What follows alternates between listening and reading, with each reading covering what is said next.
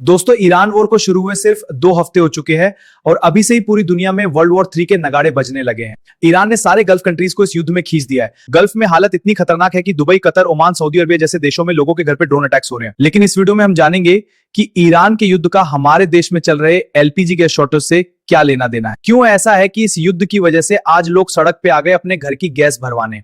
इस वीडियो को एंड तक देखते रहिए। सबसे पहले आते हैं इंडिया में चल रही गैस शॉर्टेज पे। हाल ही में आपने देखा होगा लोग अपने घर की एलपीजी गैस भरवाने लंबी लंबी कतार में खड़े हैं क्योंकि उन्हें अपने घर का चूल्हा जलाना है। ईरान ने स्ट्रेट ऑफ हॉर्मुज ब्लॉक कर दिया है, जहां से इंडिया का 60% एलपीजी इंपोर्ट आता है। इंडिया दुनिया का दूसरे सबसे बड़े एलपीजी गैस इंपोर्टर हो। अब अगर नल बंद करके नीचे बकेट लगाओगे तो उसमें पानी थोड़ी आएगा। लेकिन इस बात पे सरकार क्या कर रही है?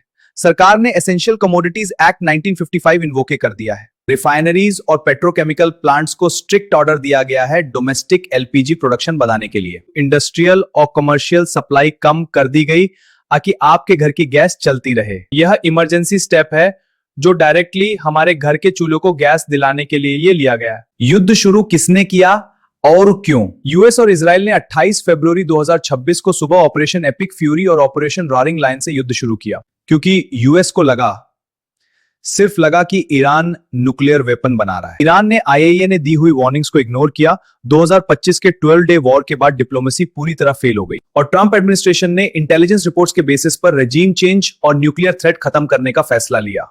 इंडिया को इससे क्या सीखना चाहिए? इस युद्ध ने इंडिया की एनर्जी डिपेंडेंसी को पूरी दुनिया के सामने एक्सपोज कर दिया है। इंडिया अपनी जरूरत का लगभग 85% क्रूड ऑयल इंपोर्ट करता है और एलपीजी का भी बड़ा हिस्सा बाहर से आता है। इसका मतलब है अगर ग्लोबल सप्लाई लाइन कहीं भी डिस्टर्ब हो जाए तो उसका असर सीधा इंडिया तक पहुंचता है और इस बार भी वही हुआ।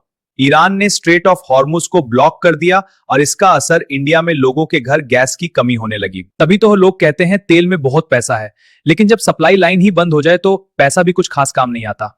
आज जब एलपीजी की कमी हो रही है तो हमें तुरंत इस गैस की कमी का जुगाड़ सोचना चाहिए। जैसे कि लकड़ी, चूल्हा तो लकड़ियों से भी जल सकता है ना, या इंडक्शन चूल्हा लेके आप अपने घर खाना बना सकते हो। लेकिन यहां असली सवाल है, क्या भारत देश की एनर्जी सिस्टम इतनी कमजोर होनी चाहिए कि युद्ध हजारों किलोमीटर दूर हो और उसका असर हमारी रसोई तक पहुंच जाए? आपको क्या लगता है?